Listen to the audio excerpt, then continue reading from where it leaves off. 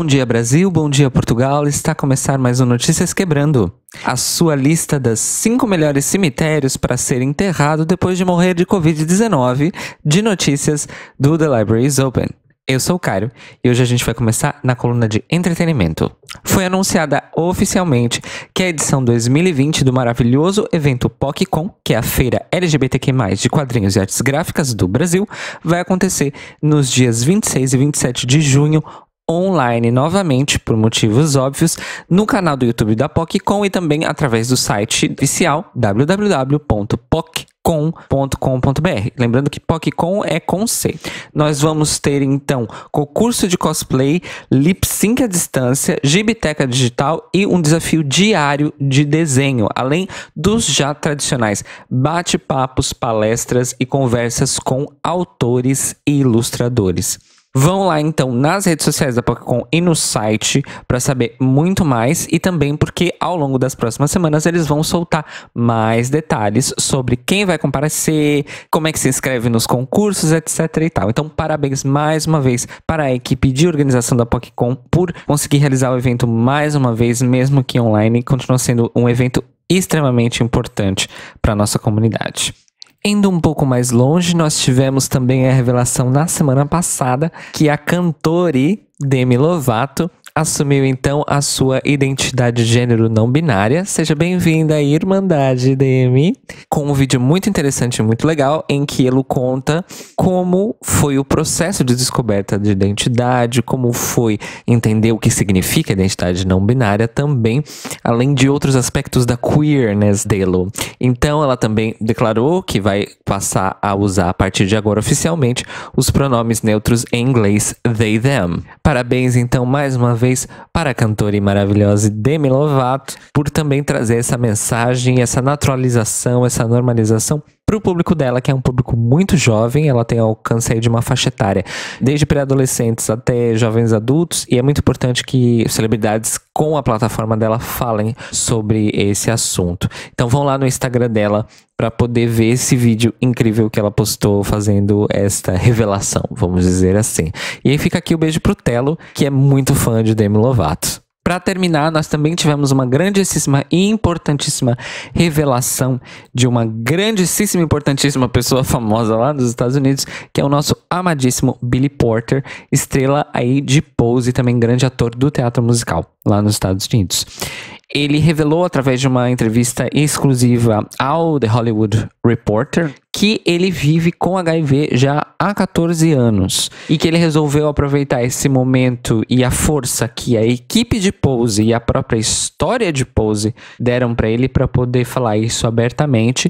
E um trecho da entrevista foi publicado em vídeo nas redes sociais do Hollywood Reporter, em que o Billy Porter faz questão de ressaltar por que ele está fazendo isso, que não é apenas por ele e pela força que o elenco e a história da série Pose deram para ele, mas também porque ele viu muita gente morrer, assim como o personagem do Prey Tell. Então existe aí todo um paralelismo da vida dele com a vida do Prey Tell, e que ele quer deixar bem claro que ele e as outras pessoas que vivem com HIV hoje, e mesmo a comunidade LGBT como um todo, estão aí em cima dos ombros, né? Stand on their shoulders, destas pessoas que acabaram por não sobreviver aí ao auge da pandemia e da epidemia do HIV/AIDS lá na virada dos 80 para os 90. Então, muitos beijos e abraços a Billy Porter por ter trazido aí mais uma vez esse assunto em primeiro plano e normalizá-lo mais uma vez, né? Quebrar preconceitos que ainda existem, infelizmente, em relação às pessoas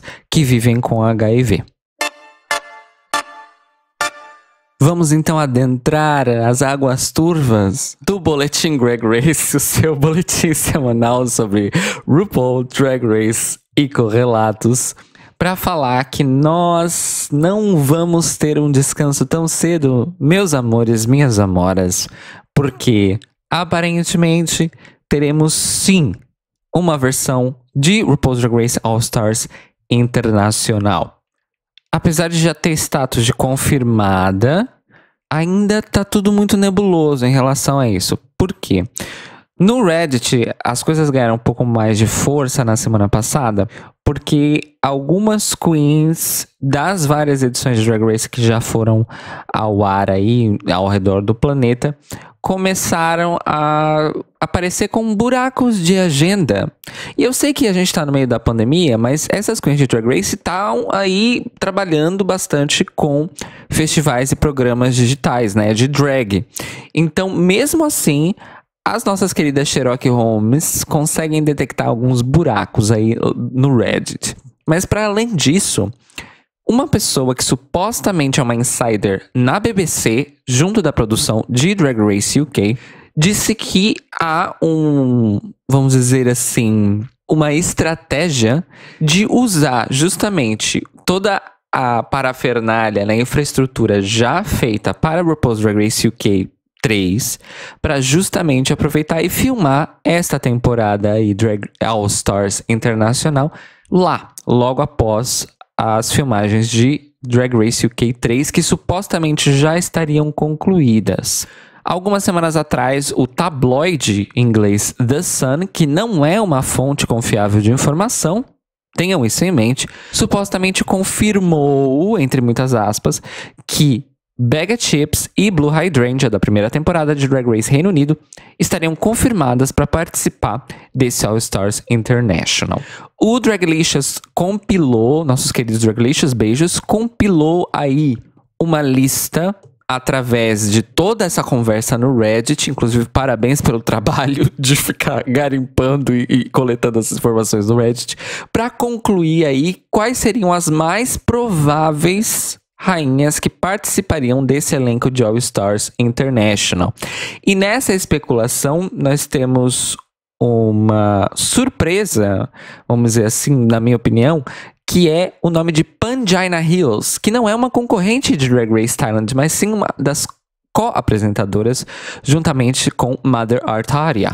Além disso, nós temos Monique Hart, de Drag Race Estados Unidos, Jujubee, Lemon, de Canada's Drag Race, junto com Jimbo, também de Canada's, Jenny Jacquet, de Drag Race Holland, e também Cheryl Hole, de Drag Race UK 1, supostamente completando aí o elenco.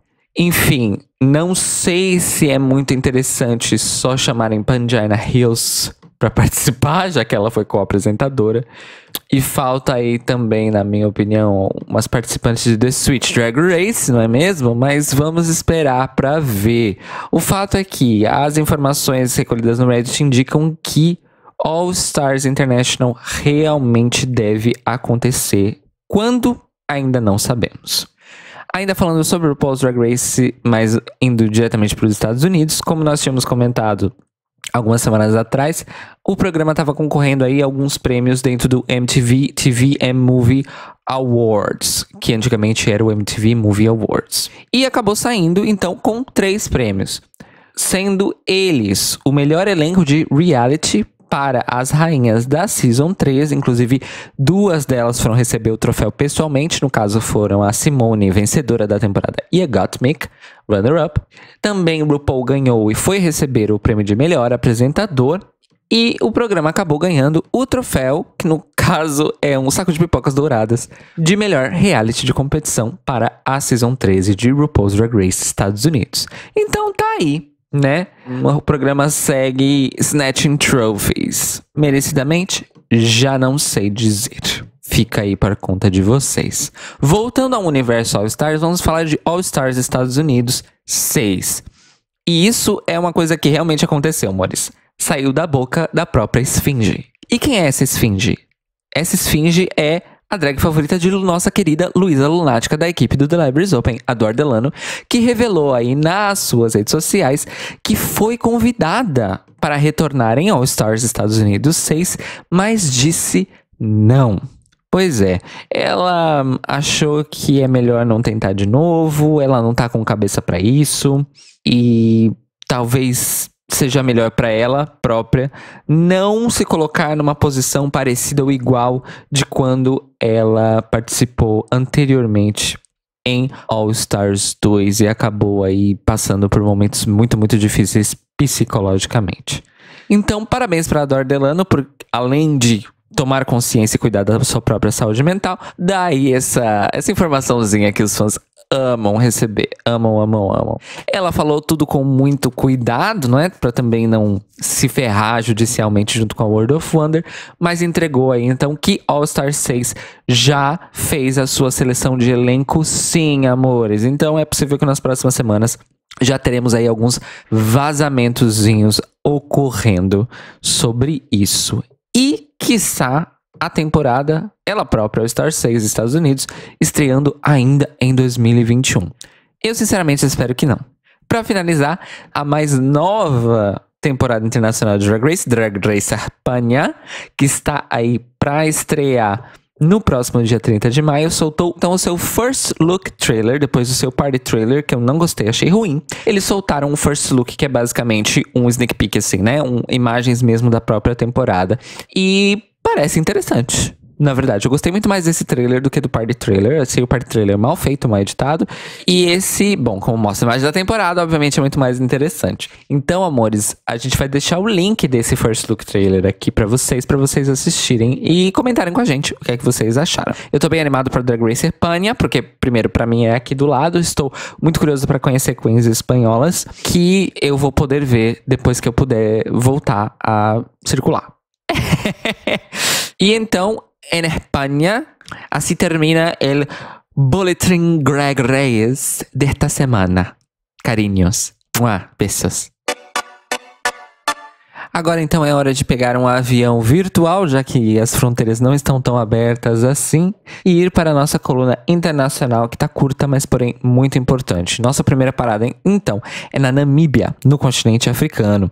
A Comissão de Desenvolvimento e Reforma das Leis daquele país publicou uma nota no dia 17 de maio, que é o Dia Internacional da Luta contra a LGBTfobia, anunciando que deve legalizar em breve a homossexualidade naquele país através da abolição da lei da sodomia, entre aspas, né, como ela é conhecida. A ministra da Justiça namibiana, a Ivone Dausa, concedeu uma entrevista a um jornal local, o Windhoek Observer, dizendo que ela vai enviar uma proposta ao gabinete do governo nas próximas 2 semanas e que até o final do ano a lei deve ser revogada. E aí eu leio uma parte da declaração da ministra Ivone Dausa. Abre aspas. Nenhum cidadão da Namíbia deve se sentir confortável com a nossa sociedade se sentindo como cidadãos de segunda classe, que eles são excluídos, estigmatizados e discriminados com base em sua orientação sexual, com base em sua incapacidade ou status na sociedade particular. Fecha aspas. Vale dizer também que essa notícia aconteceu, vamos dizer assim, logo junto com uma decisão judicial que aconteceu também na Namíbia e que foi anunciada aí pelo jornal Africa News, em que um casal homoafetivo formado pelo namibiano Felipe Lul e pelo mexicano Guillermo Delgado conseguiu o direito de entrar na Namíbia com as suas 2 filhas após uma longa batalha judicial. Eles se casaram na África do Sul em dezembro de 2014, ou seja, já faz um bom tempo, e tiveram um casal de gêmeas. O Felipe queria então voltar à Namíbia, seu país de origem, mas ele não conseguia por conta da sua orientação sexual e pelo fato de estar casado com um homem e ter 2 filhas, né, adotivas. Ele diz que é um passo muito positivo essa questão de descriminalizar, não é, a lei da sodomia e as pessoas homossexuais no geral na Namíbia, e que ele fica feliz que ninguém no futuro tenha que passar pela batalha judicial que ele passou para simplesmente poder viver com a sua família no seu país de origem. Então, parabéns aí à ministra da Justiça, Ivone Dausa, que está liderando essa batalha, vamos dizer aí, e espero que todos os poderes responsáveis na Namíbia consigam então dar esse passo à frente para a comunidade LGBT naquele país. Agora uma notícia internacional, que na verdade é uma notícia de cá, notícias de cá, é que, para a alegria nossa, aqui na região de Lisboa, em Portugal no geral, a Marcha do Orgulho LGBTI da capital portuguesa já tem data para acontecer e vai voltar a acontecer presencialmente. A comissão organizadora decidiu que esse ano, no dia 19 de junho, a partir das 18 horas, com medidas estritas de segurança, a Marcha do Orgulho LGBTI vai descer então a Avenida da Liberdade, uma das principais avenidas aqui de Lisboa, tal como na sua primeiríssima edição. Na nota que anunciou aí o que é que vai acontecer, a organização disse, abre aspas, mesmo com máscara, a nossa voz não será silenciada, nem os nossos rostos serão apagados. Junta-te a nós. Fecha aspas. Eu espero poder comparecer, não sei ainda se eu vou trabalhar ou não no dia, mas fica aí então essa esperança de que no dia 19 de junho, então, tudo vai correr muito bem com o retorno da Marcha do Orgulho LGBTI a Lisboa, e esperamos também que outras cidades portuguesas que têm as suas marchas possam seguir este exemplo e conseguir realizar também as suas marchas presenciais com segurança. E é muito importante porque aqui em Portugal, infelizmente, estamos passando por um crescimento da extrema-direita. Apesar de estar sendo num ritmo mais lento que o resto da Europa, ainda está acontecendo com certeza, com a conivência dos órgãos de comunicação social de massa e os seus interesses neoliberais, que, enfim, se eles precisarem se aliar ao fascismo para conseguir o que eles querem, eles vão se aliar, assim como a gente bem sabe. A gente que é do Brasil, a gente sabe bem como é isso, né, amores? Então é isso. Parabéns, então, para a comissão organizadora da Marcha do Orgulho LGBTI de Lisboa. E se eu for mesmo na marcha, é óbvio que eu vou contar tudinho para vocês. Agora sim, vamos mergulhar nas águas turvas, porque cheias de merda e vômito, tudo que há de ruim no universo do Manicômio Brasil S.A. Gente, é assim, tem sido basicamente impossível se manter informado o suficiente sobre o Brasil com o nível e o ritmo de tragédias por minuto que acontecem. Primeiro porque nós atingimos aí durante a pandemia uma média de uma morte de brasileiro a cada 30 segundos por dia por causa da Covid-19. Estamos nesse nível. E mesmo assim, o jornal Folha de São Paulo teve a pachorra, a coragem e o despautério de publicar uma matéria com o seguinte título: Os 5 melhores bares para assistir a final do Campeonato Paulista. Segunda coisa, vamos atingir muito provavelmente a marca de 500 mil de mortos por Covid-19 durante o próximo mês. Estamos agora na casa dos 450 mil mortos de Covid-19 no Brasil durante a pandemia.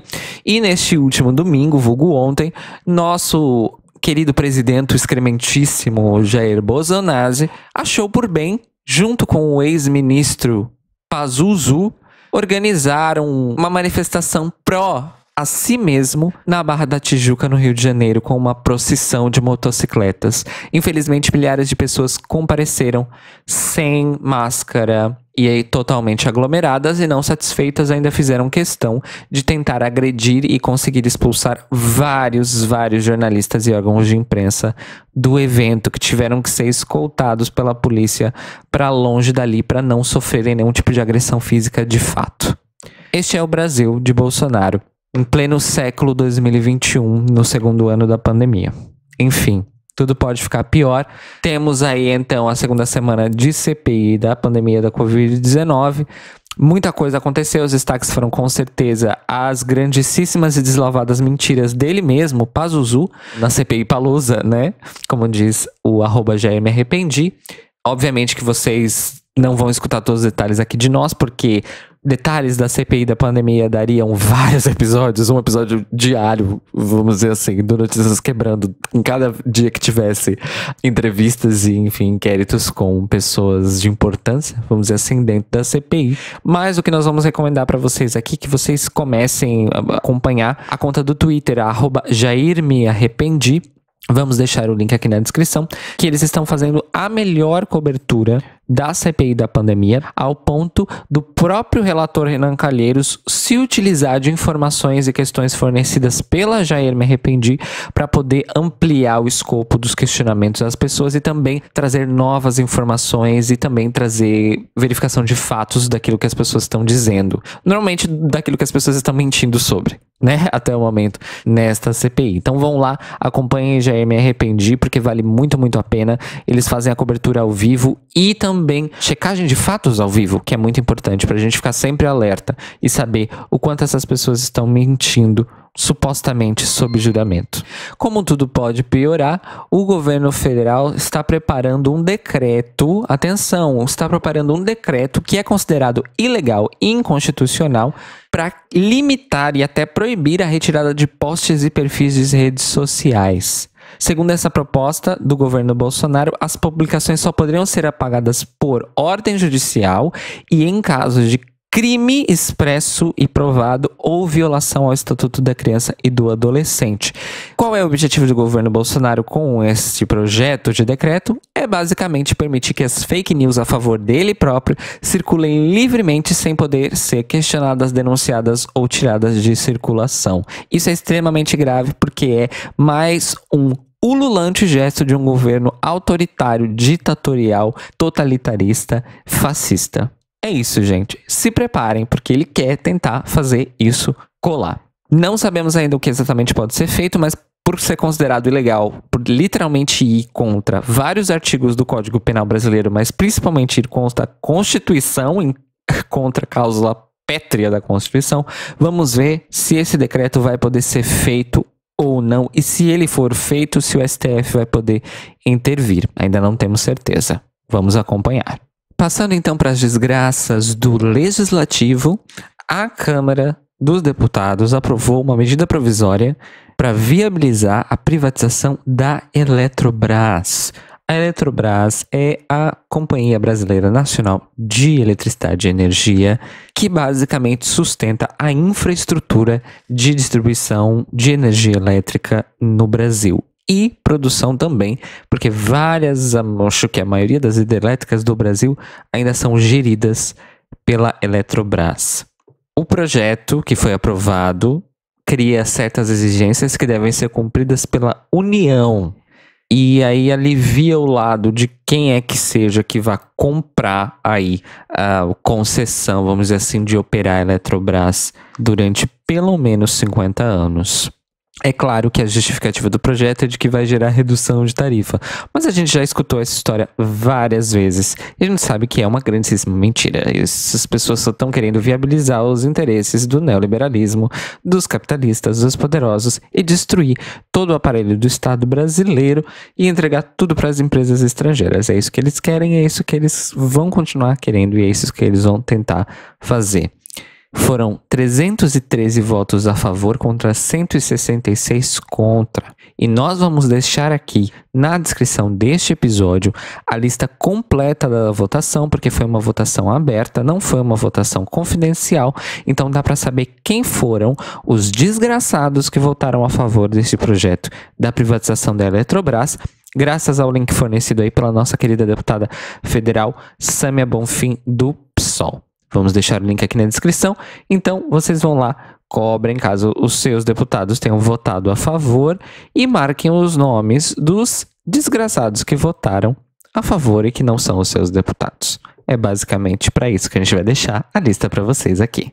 Em notícias um pouco menos nacionais, mas muito loucas e malucas, a Delegacia de Homicídios e Proteção à Pessoa do Paraná disse que mais 3 pessoas denunciaram um suspeito de cometer assassinatos de homens gays em série em Curitiba. No caso, o acusado se chama José Thiago Correia Soroca. Ou seja, gente, a gente está vivendo uma investigação em Curitiba de um serial killer homofóbico que se utiliza dos aplicativos de pegação para selecionar as suas vítimas.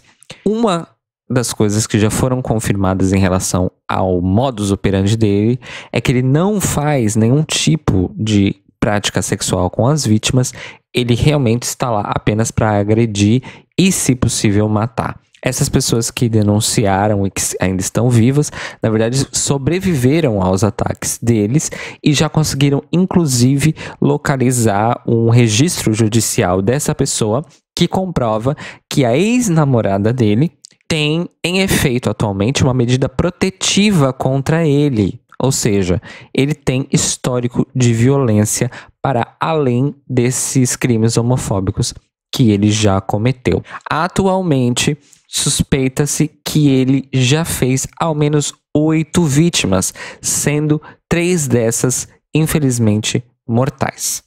A investigação ainda está ocorrendo, novas vítimas sobreviventes estão surgindo aí para dar o seu testemunho para a polícia. Esperamos que eles consigam, então, localizar e prender este assassino homofóbico, esse agressor homofóbico. E o pessoal de Curitiba e do resto do Brasil, por favor, se informem sobre essa notícia, gravem o rosto do cidadão e o nome dele e tomem muito cuidado nas apps de pegação. Por favor, vamos nos cuidar e vamos nos proteger. Pra gente terminar com uma notícia boa aí no âmbito legal, o governador do Ceará, o Camilo Santana, do PT, sancionou na semana passada a Lei Estadual 17.480, que determina a inclusão de avisos contra a discriminação por orientação sexual e identidade de gênero em estabelecimentos públicos e privados daquele estado. A lei deve entrar em vigor nos próximos 90 dias obrigatoriamente, ou seja, todos os estabelecimentos públicos e privados têm que colocar o tal aviso nos próximos 90 dias, senão serão multados. Basicamente isso. E ele estipula especificamente a fixação de placas, tá? No lado externo ou ao lado das entradas dos estabelecimentos. No final do aviso, outra regra é que ele precisa apresentar o telefone da Coordenadoria Especial de Políticas Públicas para Pessoas LGBTs para fins de denúncias, esclarecimentos e reclamações. O autor da lei é o deputado Eumano de Freitas, do PT, que comemorou a aprovação unânime do projeto lá na Assembleia Legislativa do Estado do Ceará, o que é uma grande surpresa. Vamos ver aí então como é que vai ser a aplicação dessa lei. Nossos queridos e nossos queridos ouvintes do Ceará, por favor, comentem com a gente, fiquem ligados, fiquem atentos para que os estabelecimentos públicos e privados que vocês porventura frequentarem vão aí cumprir essa lei nos próximos 90 dias. E se não cumprirem, já sabem, denunciem sem medo, sem dó, nem piedade. E parabéns aí para a Assembleia Legislativa do Ceará e para o governador do Ceará por ter colocado em prática e em tão pouco tempo uma lei que pode sim mudar a realidade prática de muitas pessoas LGBT daquele estado. E assim a gente termina o nosso Humanicômio Brasil SA dessa semana, pelo menos uma notícia boa. O Notícias Quebrando de hoje teve informações do Instagram da PocCon, do Caderno de Cultura do UOL, do Huffington Post, do Draglicious, do Gayblog BR, do Escrever, do Twitter da Samia Bonfim, do G1 e da Folha de São Paulo. A minha recomendação dessa semana é muito óbvia, amores. Assistam e ouçam tudo que vocês puderem sobre o Eurovision Song Contest, ou o Festival Eurovisão da Canção de 2021, que aconteceu em Roterdã durante a última semana e teve a sua grande final nesse último sábado. Foi absolutamente tudo e mais um pouco. É um festival histórico porque ele foi cancelado pela primeira vez em 65 anos em 2020 por causa da pandemia e voltou com tudo nesse ano, com uma das melhores seleções de canções dos últimos 10 anos. Muito forte o concurso, com uma grande representação LGBT abertamente assumida, e também nós tivemos a primeira apresentadora trans da história do evento, que foi a maravilhosíssima e já icônica Nikki Tutorials, que ano passado já teria sido apresentadora, mas ela teria sido apresentadora online, ou seja, da segunda tela do evento, com o canal no YouTube e tudo mais, e esse ano, além de manter essa posição, ou seja, ela fez vários programas para o canal do YouTube do Eurovision, inclusive fez entrevistas com todos os participantes, foi absolutamente incrível, ela é maravilhosa, todo mundo já sabe disso, mas ela também apresentou o próprio concurso nos 3 dias, nas 2 semifinais e na final. E ela arrasou, simplesmente arrasou demais, ela é muito, muito mesmo maravilhosa. Então, vão lá e se informem sobre esse pedaço de cultura e conheçam aí a música do mundo. Foi um ano muito bom mesmo, gente, muito, muito bom mesmo, tá? Então vão lá e assistam e ouçam tudo que vocês puderem sobre Eurovision Song Contest 2021, o primeiro Eurovision pandêmico. E eu digo primeiro porque sabe-se lá se ano que vem também será pandêmico, não é mesmo? O Notícias Quebrando, então, pinga no teu feed toda segunda-feira de manhã, o que significa que você pode seguir o nosso podcast no seu agregador de podcasts favoritos e também na plataforma de streaming de sua escolha. Para contar pra gente, então, quais são os 5 melhores bares para não assistir à final do Campeonato Paulista, envie um e-mail para contato@thelibrariesopen.com.br ou fala com a gente nas redes sociais em @cliopodcast, TLO Podcast, no Twitter e no Instagram. Não se esqueça que nosso podcast é mantido através da nossa campanha de financiamento coletivo no Apoia-se. Então entra lá em apoia.se/TheLibraryIsOpen para saber todos os detalhes, recompensas, metas e, se você puder, vem e se junta com o melhor time de apoiadores do Brasil. E nós nos ouvimos e nos falamos novamente hoje à noite, às 21 horas, horário de Brasília, e 1 da manhã da terça-feira, horário de Lisboa, para mais um episódio do The Library is Open, continuando a nossa cobertura episódio a episódio da terceira e última temporada da maravilhosa Pose e da segunda temporada da também maravilhosa Legendary. Então esteja conosco para comentar no chat e compartilhar aí as suas opiniões, opções e observações e tudo mais, tá bem? Um grandíssimo beijo para todos e todas e uma ótima semana. Mua!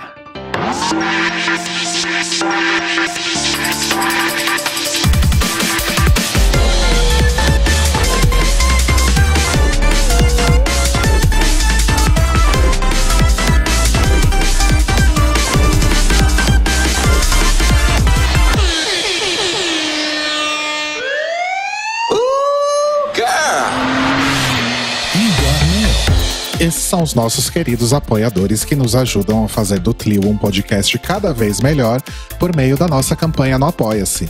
Obrigado, Moris! Rafa Bibi, Ivan Ribeiro, Tonho Esteves, Thiago Querentino, Fúvio Bassalobre, Sérgio Araújo, Thaís Alves, Fred Pavão, Lucas Romeiro, Gui Gonçalves, Mia Brandão, Jean Prado, Pandora, Maíra Bueno, Inês Barreto, Cassita Alves, Valdir, Manuel Carneiro, Letícia Ferreira, Vitor Vilaverde, Arthur Mois, Raboni Santos, Edgar Torres, Alu Vieira, Inoue, Juliano Lopes, Tata Finoto, Malcolm Bauer, Senhor Basso, Feliciano Silva, Nájila Sanderson, Danilo Cursino, Marcos Vinícius Barbieri, Lana Andrade, Maria Lua, Pri Armani, Matheus Henrique, Fernando Xisto, Guilherme Piaça e Brenner Guerra. Se você quer ouvir o seu nome no final de todos os nossos episódios, vai lá em apoia.se/TheLibraryIsOpen, confira as nossas metas, escolha as suas recompensas e se torne uma apoiadora do The Library is Open. Oh, crrr, oh, crrr. Oh, crrr.